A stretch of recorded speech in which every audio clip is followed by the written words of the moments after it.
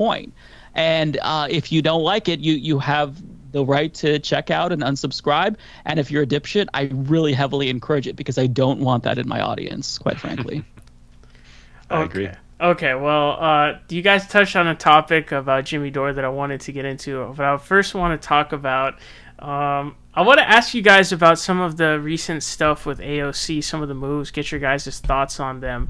When it came to, I guess we could start out with the Iron Dome incident. She originally had voted no, but then Nancy Pelosi seemingly scolded her. We don't know what she told her. It's the mystery of the century, right? I would love to know what happened there. But then she goes to, she abstains, I guess. So, or she votes present in that case. So, yep. What are your guys' thoughts on that? There was obviously lots of criticism for AOC on that one too. Just, I guess, give me your thoughts on, the situation. It was a bad vote. I don't know why she did it. It clearly was a bad vote. This isn't a defense of it, but it wasn't going to, her vote wasn't going to make a difference because of the surmounting, how many people voted the other way. But ultimately, that is no excuse. It was that's even more of an excuse to vote the right way. So why, I have no idea why she voted that way. It was a bad vote. I have a question. I don't know. Let's say that by the way, she wasn't the only one. Jamal Bowman, I think, actually voted for the funding, if I'm not mistaken. I think Mondaire Jones too. Mondaire Jones too. So it may be a New York thing specifically. Yeah, of course. So I think that plays into it for sure. But still, that doesn't. I think I always view the job of a lawmaker not just to represent your constituents, but also to educate them. And if you can't educate them and vote the correct way, the human rights way on a certain issue, then that's a mistake you made. So I think it was clearly a bad vote. I have a question. What if that was in exchange for something to do with the infrastructure bill? Well, they're cutting it down, so what did she get out of it?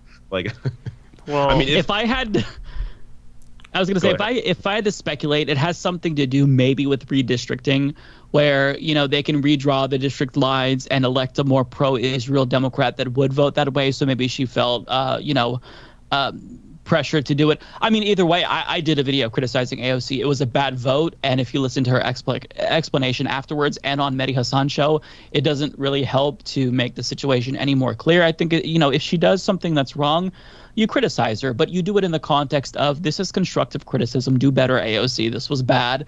But this doesn't mean that you're fully I'm going to throw you away and you're no longer useful to the progressive left. We have to be able to be nuanced. We have to be able to give people credit where it's due and criticize them. It's just I think that one thing that is frustrating is that whenever AOC and the squad, they do actually mess up, then people who already have been shitting on them say, see, that's evidence. They're terrible. Why do you support them? But then when they do something good, they'll just completely ignore it. It's crickets. Yeah. But people are complex, right? No politician is 100% good or 100% bad, even the ones that we like, Bernie Sanders.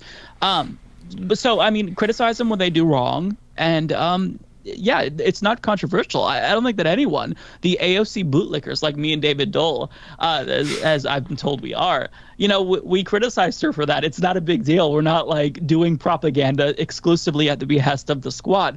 We're just, I'm not going to shit on people who are largely on our side if for the most part what they do is good. But yeah, that was a horrible vote. And it was embarrassing. Her explanation was terrible. And yeah, hopefully she'll use this as a learning experience and do better in the future. Her answers were very politician-y and left a bad taste in my mouth. It sucked. But, I don't expect to agree with everything that these politicians do. And all the candidates that I'm interviewing now on my program every Saturday, I'm sure that if they get elected, they're going to fuck up at some point. In fact, I guarantee they will fuck up at some point. But, that's part of the game.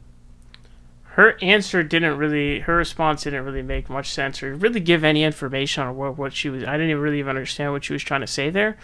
But let's say that we're in exchange for something else, right? What was the vote? It was 400 something to 3, I think, or something like that. If that vote was in exchange for something else that was a progressive piece, how would you guys feel about that move? If I knew for sure that her vote that again was not consequential. Yeah. But if for some reason Nancy Pelosi cared that much about AOC's vote, that wasn't going to mean anything. But if she cared that much, that it meant that 3.5 trillion would pass, then yeah, I would say it was worth it because the vote had no impact and 3.5 trillion does. So I would say yes, that's a good trade. Because I think this is important to talk about because I think a lot of people don't seem to accept that politics is politics. They want to act like it's Twitter and it's just virtue signaling on everything. But politics is a game and you have to play it. Yeah. There are some people that don't. I completely agree. There are some people that think at all times you have to be 100% like if you're a Democrat, you should always be shitting on Joe Biden. Like you have to play. Yeah. This is why I say with different people have different roles, right? Like Bernie has a role right now with Biden in the sense that he's playing the inside game with Biden. That's why he's not going to shit on Biden, and I think it's benefited him in the sense that 3.5 trillion got this far. Now Biden is turning around and appears to be willing to cut that down. But you still have, I think, if Bernie was not playing to Biden's, personality, where Biden, of course, has a big ego, he likes to be complimented. If Bernie wasn't playing to that, then I don't think we would have anywhere near the discussion on 3.5 trillion. It would be a lot lower. So you have certain politicians playing certain roles, playing politics, all in the for the good ones, all in the opportunity to actually get something substantial past some actual help to people. So that's the ultimate goal. How you get to that goal, I don't think ultimately should matter all that much. What ultimately matters is did you get to that goal, and not how did you get there, but did you get to that goal? So politics is going to be a part of that. Playing this game is going to be a part of that. But that said, I don't know how this AOC vote, I really do want to know what that conversation was about, because I don't know why Nancy Pelosi cared. I don't know what they were fighting about. Yeah. But it's that aspect, that whole thing seemed really weird. Yeah, you have to take different approaches for different people. Joe Biden, in a lot of ways, is very Trumpian. So I think that David is right. If Bernie were to just walk up to him and say, hey, fuck you, support this, that's not going to work for Joe Biden. Some people maybe, but you have to expect politicians to try to utilize different tools and different approaches for different lawmakers, because even though corruption is basically what drives the behavior in DC, a lot of it also, not most of it, but a portion of it at least, it does come down to interpersonal relationships too, and trying to build up friendships with people in Congress, get them to support your legislation. I mean, Ro Khanna has been successful at getting a lot of Republicans to support his bill to end U.S. complicity with Saudi's genocide in Yemen. That's how he was able to pass that in, I think it was 2019. So you have to be reasonable. You can't just deploy one response and always be on, where you're always burn it down every single time. It's a game that you have to play, unfortunately, in DC, because that's how it works. So you've got to butter some people up and you've got to tear some people down. It just depends on what that person is going to respond to best. So as it comes to AOC's vote, I'm perplexed. I don't get it. And I wish I could be a fly on the wall when she was having that conversation with Nancy Pelosi.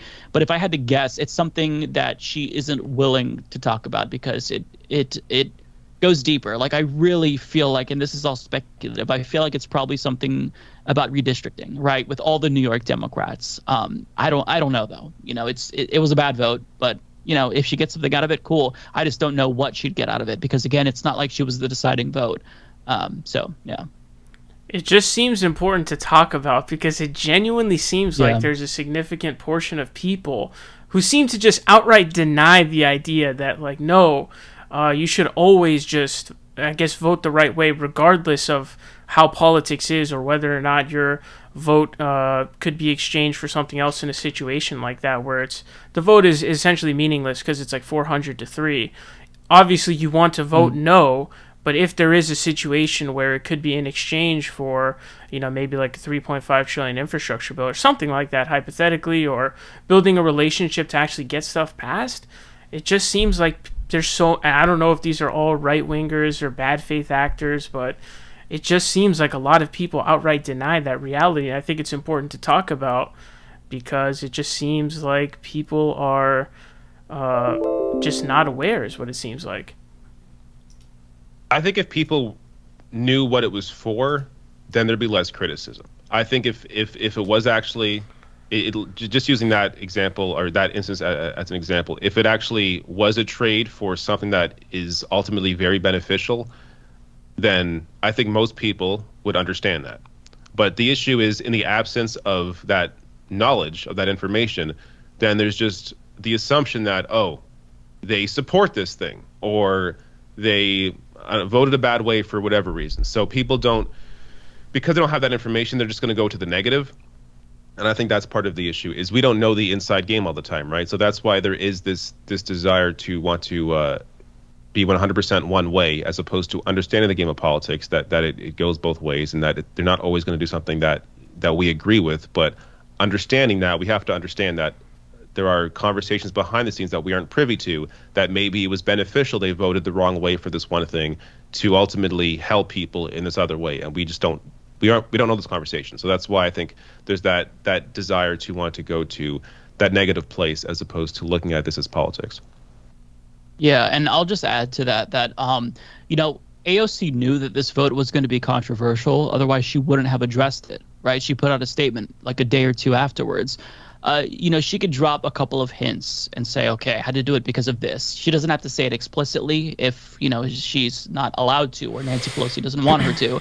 She could dog whistle to leftists, for lack of a better word. She can kind of hint at why she did this. But what we kind of saw was confusion and honestly an incoherent and baffling response. So I think that if there's communication, that really does go a long way. Explaining to us why you did the things that you did, that is important. I think that we acknowledge that there's going to be some bad votes. There's going to be poison pills, in these large packages. It's an expectation at this point.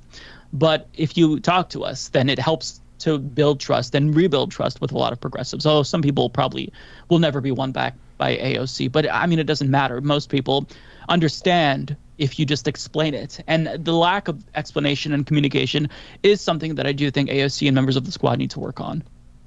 That's a good point. I would say the communication aspect of it for sure.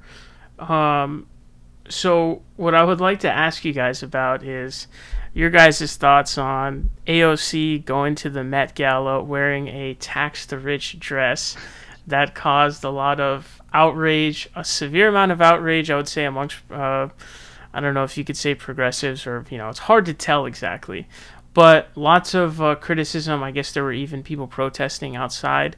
But, what were your guys' thoughts on not only, I don't know, you'd have to look at it in terms of the optics of it is definitely probably the biggest thing. And then just also, I guess you could look at whether or not it worked, or, what she was trying to do with that. But let me know what your guys' thoughts on that are. I think that the best criticism of that is that she should have joined the protests outside. I think that's a fair criticism. But otherwise, I don't care. I think this, doing what she did is, I think maybe may rub people the wrong way, because they think she's being hypocritical, I guess, in some way by being there and wearing that dress. But ultimately, it's performance, right? And I think part of politics is performance. And other people are going to like that she was there. And ultimately, I don't think this is really going to impact, I don't know, her reelection in a few years, or whenever, or I guess next year. Yeah. But it's not really going to impact her all that much. I don't think. I don't think this really matters. Yeah, I mean, in the grand scheme of things, I don't think this really is going to make a difference. It's very insignificant. In terms of my own opinion on it, I have to be honest. I thought that it was incredibly cringeworthy. I would not want to attend something like this, a Met Gala, because it's just basically a circle jerk with rich people. And, there's this idea that, well, she was going there to be subversive, and she was saying, I want to tax you to the rich's faces. But I feel like tax the rich, that's not a very subversive statement. If you said eat the rich or something, yeah, maybe. But tax the rich, I mean, I think that most elitist liberals would probably agree to an extent. Oh, sure, I think we should raise my taxes by 5%. It's not, to me, it feels like if I went to that, I would feel dirty. Like I was trying to be part of a club. Now, do I think that maybe this will play well with normie Democrats? Possibly, if it had any impact whatsoever. But I think it probably won't. Overall, it was cringe. But it doesn't matter in the grand scheme of things. I would never go to something like that, but I'm kind of more of a Bernie Sanders, just personality-wise, where to get me to leave home is going to take a lot. So I would never, going to a party with my own family is very difficult. So that's just my personality and me kind of projecting that onto AOC. She's maybe more extroverted. For me, I'm not necessarily introverted, but I don't like being around large crowds of people. In fact, it gives me anxiety. So yeah, I saw that and I thought it didn't make me feel good. But it's not. I realized that that's me probably just being a little bit of a snowflake and being, I don't know, too cynical maybe. I don't know. It doesn't matter though, I feel like. See, for me, this was the incident that I think was actually most concerning when it came to AOC. I would say all the other stuff prior to this, I could chalk it up to just kind of the troubles of politicking and being in that position. It's very difficult, right? There's a lot of pressures. It's a really difficult position to be in. But for me, that incident, and I saw a video where she was like walking in and like looking at the cameras and all that stuff. It really looked like to me she really wants to be like that kind of celebrity type of person who's really into like the cameras are looking at me and I go to like a socialite that goes to like these events, and just that was kind of concerning. That's that's the opposite of what Bernie Sanders was. That's obviously a big part of what drew me to him. He's the complete opposite. She seems to be the complete opposite. So I definitely do think that people who are like that are less trustworthy and just in general definitely very cringe. So that was honestly, and it may not be a big deal in the grand scheme of things, but I think there could be two takeaways from that. One of them being, I thought it was a blunder on the part of just the idea of it, kind of similar to the Native American thing that Warren did right before the election. Not that in the similarity necessarily of like the incidents, but just the general judging of, is this a good idea? Is this going to look good? Is this good optics wise? Is this a good PR idea? And then also just the realm of, this is kind of worrisome about like, oh, like she enjoys like being a celebrity and all this stuff. That was a little bit worrying to me. Yeah, I can see that. Yeah, totally. Yeah, ideally you want someone who hates being there, who hates the spotlight, who doesn't want to be a politician, but they do so out of service. And that's not to say that she, she's not there because she feels this obligation to her constituents and to America. But yeah, I think that I agree with that. That's the sense that I get, but I think that you probably articulated it better. For me, I just kind of had this visceral response where I'm like, I don't like, I hate, like anytime I see like the Oscars or the Golden Globes, whatever, like where they're on the red carpet, like it makes me want to kill myself in Roblox. Like I really seemed to love narcissism. That like a lot. Like it didn't seem like it was just even like a maybe middle ground type thing. I was like, oh damn, that's kind of a little concerning. Red flags. No, I mean, at the same time, though, agree. You could argue that Bernie is the opposite. I agree, but Bernie lost. Maybe the way to win is to marry that image thing with with the same policy, with the same kind of platform. So like again, I'm just thinking out loud here. I don't care either way about this, but if potentially thinking maybe what her goal here is in her mind is maybe she's thinking this is a way to popularize things or I don't know, publicize ideas like tax the rich in a way that hasn't been done in the past by marrying that with this kind of extravagant event. Now, I ultimately don't think it's going to work if that's her goal here, because I think most people are moving in the direction where they are beginning to hate those sorts of events, and they're seeing them as this extreme wealth, and more people are becoming a lot more conscious of inequality, and they hate that kind of thing. So maybe it would have worked, back in the 90s to marry these two things together. But still, maybe that's what she's thinking. Ultimately, though, I think her votes and what she actually fights for in Congress matters most. But I do get what you're saying in terms of seeing her enjoy the spotlight in that way. I think can, as what you're saying, worry people into thinking maybe she can be drawn into that and then forget about, what she fought for to get where she is today. Mm-hmm. Well, do you guys, I mean, it's a good question. Do you guys think AOC is the Democrat, or the progressive, I should say, who could appeal to normie Democrats? I think she does. Yeah, I agree with that. I think that they love her for some reason. I mean, politically, based on what she supports, yeah, you think that they'd be turned off, but they like her. And so I think that in a way, that celebrity that kind of makes us feel a little bit gross is what is appealing to normie Democrats. They see her and they see her posing for the camera and they think, oh wow, she stands for a good cause and she's also amazing. She's spectacular. Normie Democrats are a weird beast, and whatever she's doing is working. So I think she appeals to normie Democrats in short.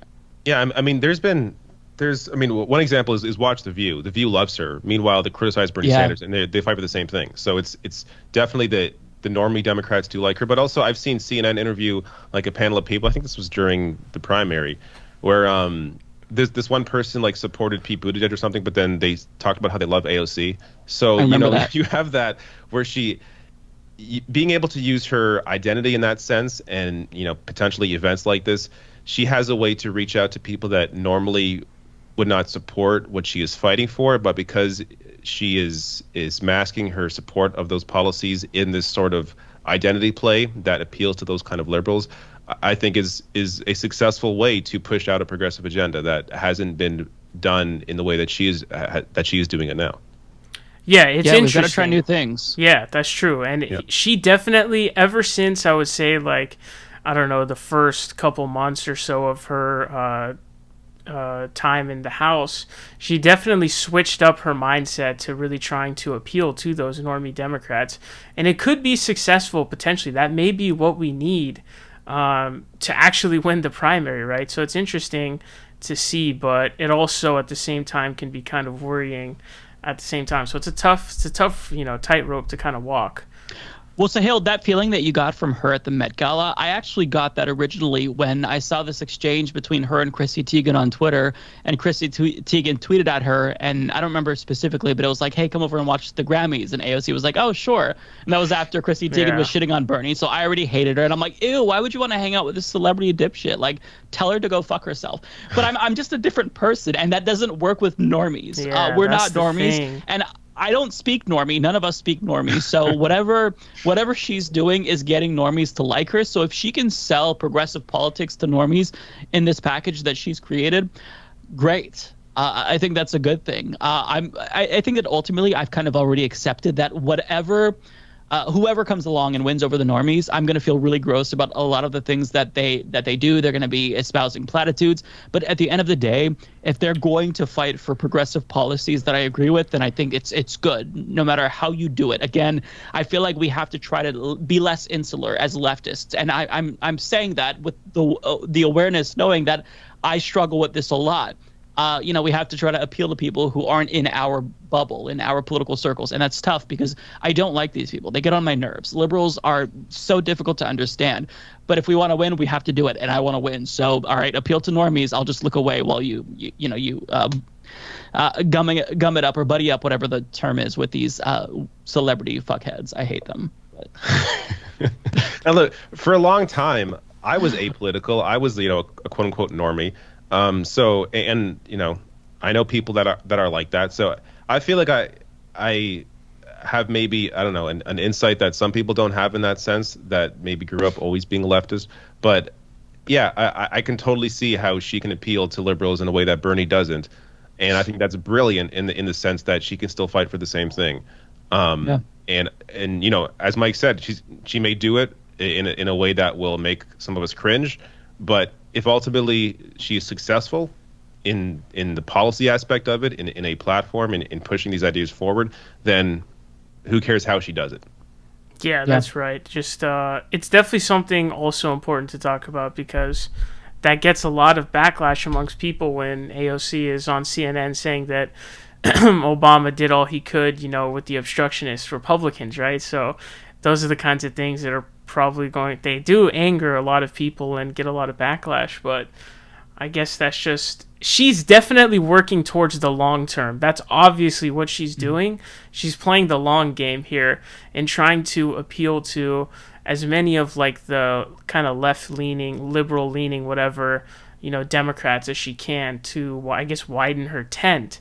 So it's interesting to see her kind of playing that, and I guess in that way she might be the person who is most likely to, be able to win as a progressive.